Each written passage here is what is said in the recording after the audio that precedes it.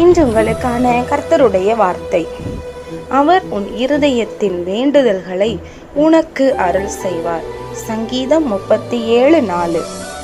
சேனைகளின் தேவனாகிய கர்த்தர் இன்று உங்களுக்கு கொடுத்த இந்த வசனத்தின்படியே இதை கேட்டுக்கொண்டிருக்கிற தெய்வ பிள்ளைகளே, உங்கள் இருதயத்தில் உள்ளதான ஏக்கங்களையும் உங்கள் விருப்பங்களையும் உங்கள் வேண்டுதல்களையும் கர்த்தர் அறிந்து இனி வருகிற ஒவ்வொரு நாட்களிலும் அதை நிறைவேற்ற உங்களுக்கு கொடுக்க அவர் போதுமானவராய் இருக்கிறார்.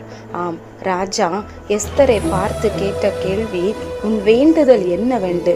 ஆம், அவளுடைய வேண்டுதலை அறிந்த ராஜா அவளுடைய இருதயத்தின்படியே அவள் வேண்டுதலை நிறைவேற்றி கொடுத்து அவளை சந்தோஷமாய் மாற்றினது போல உங்களையும் கர்த்தராகிய தெய்வம் உங்கள் இருதயத்தின் வேண்டுதலின்படியே உங்களுக்கு கொடுத்து உங்களுக்கு சந்தோஷத்தையும் சமாதானத்தையும் கொடுக்க போதுமானவராய் இருக்கிறார். ஜெபம் செய்வோம்.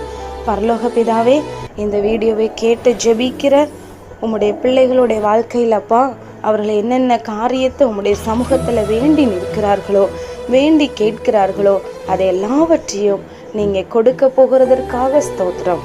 உம்முடைய சமூகத்தில் அர்ப்பணிக்கிறோம். இயேசுவின் நாமத்தில் ஜெபிக்கிறோம் நல்ல பிதாவே, ஆமேன். இன்றைக்கு ஜெபம் பண்ணுங்க, வேதவாசியுங்க, குடும்ப ஜெபம் பண்ணுங்க. கர்த்தர் உங்களை ஆசீர்வதிப்பார்.